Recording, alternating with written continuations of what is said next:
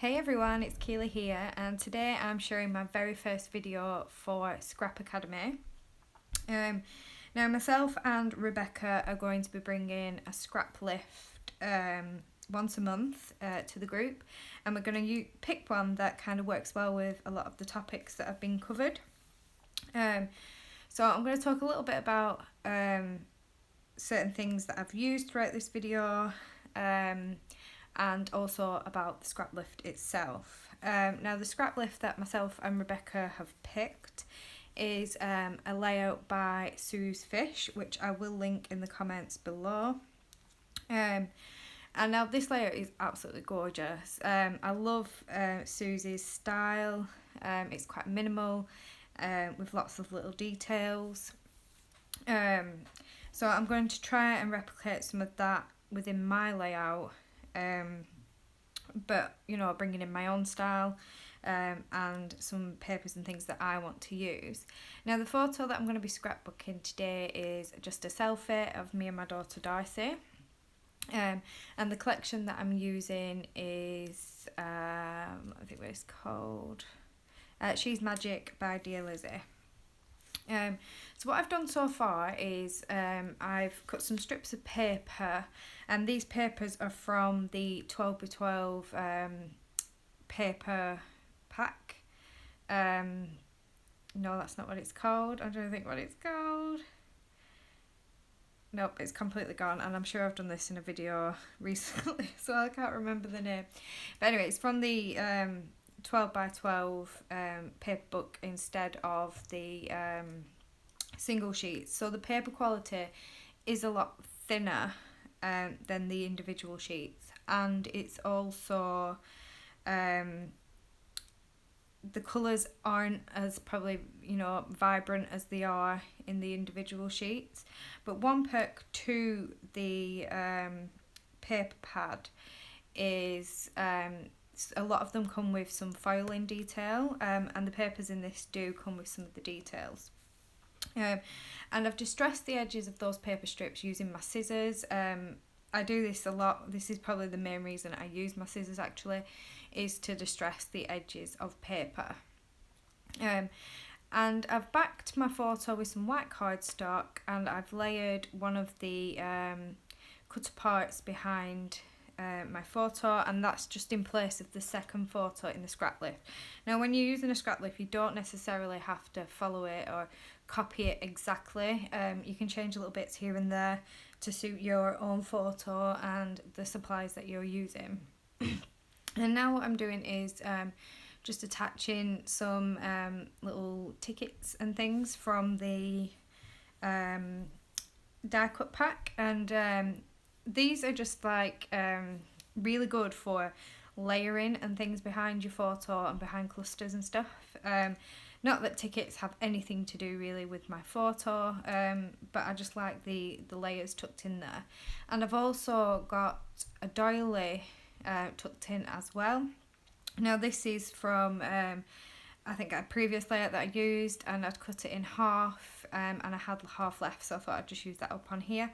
And my doilies aren't boat doilies. I use my silhouette to cut my doilies out. Now I'm just pulling out some embellishments and trying to figure out what I want to use. I like to try and spread the colours around the layout so that, for example, there's the green ticket within my photo cluster, so I've got the little green little banner at the top. I've also got this little banner piece, I guess, or label type piece, and I'm going to put that above my photo. And I'm just picking out stickers and things that I think will work quite well, and again just bringing those colours around the page. These are the puffy stickers, so I'm just having a look on there to see if there's anything that I want to use. And I've decided to go for the enamel dots instead. And I'm just going to have a look which ones I want to use. I love this little pink enamel dot. You can't really see it on video, but it's of a little cat with glasses on. Now myself and Darcy both wear glasses, so whenever there's an embellishment with an animal with glasses on, I definitely have to use it on pages about Darcy or myself. And I've used 3 different pink ones. The one with the cat, a heart just above my photo, and I'll be bringing in another pink enamel dot soon. And I'm just having a look now through the die cuts again to see if there's anything that I want to use. And I don't think I mentioned about the adhesive that I've been using throughout this process. I just use your normal roll of double-sided sticky tape. I buy mine from Mind the Scrap. I find that it's at a really good price, and I tend to buy quite a few rolls in one go. Now I can't peel the back off of double-sided tape, and that's where my pokey tool really comes in handy. Now I've had this pokey tool, which you can see there in the video, for quite a lot of years. I think it's probably 11 to 12 years old, and it's not exactly pretty, but it really does do the job, and I just love the shape of it. It's so easy to hold. It becomes like an extra finger, if you will, when I'm scrapping, and I use it for all sorts, for peeling things up, for like I said, peeling the tape off, the backing of tape off. It's brilliant for putting like those little details like gems and things onto my layout, but I really do love my pokey tool. And the glue, I don't think I've used any glue within this layout. The glue that I use is the Tombow glue with the green lid. Now at first I preferred the blue lid. I found that it didn't have that tackiness like the green one, but now I've used the green one a lot more. I find that I actually prefer this one now, and I quite like that it's got that tackiness, because you've got a bit of leeway of peeling it up and moving things around if you need to. Now I'm going to come in now with my title, and I was trying to write besties, and in the original layout the title went down the side of the photo, and I did like the title besties, and I was using up the thickers from this collection, which are quite large, but I just wasn't happy about the positioning of it. I tried to layer the alphas together, I spread them back out again, and it just wasn't working for me. I just didn't like how it looked. I think what the problem was the thickers were just too big.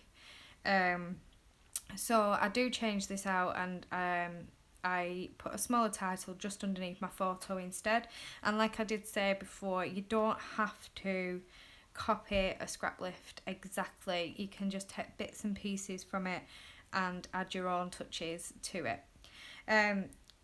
Please do check out the Scrap Academy Facebook group if you're not already a member. And any questions, please do leave those in the comments below. Thank you for watching. Bye.